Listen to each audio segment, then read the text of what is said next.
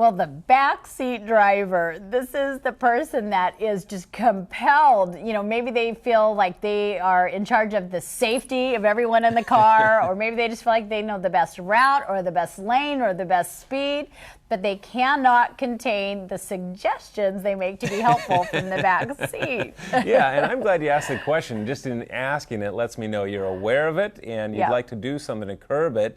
Your question, of course, is how do you do that? Well, you begin to do that, first of all, by empathizing with the person behind the wheel, because you already know it's frustrating to hear that. You've heard it from them.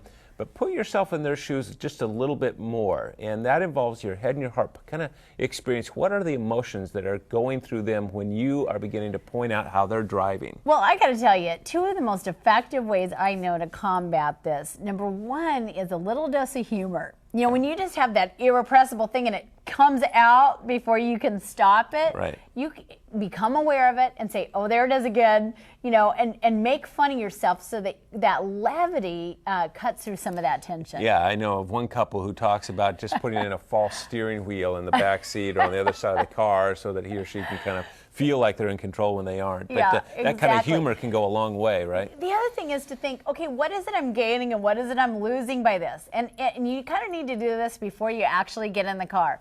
Are we going to get there 5 minutes sooner?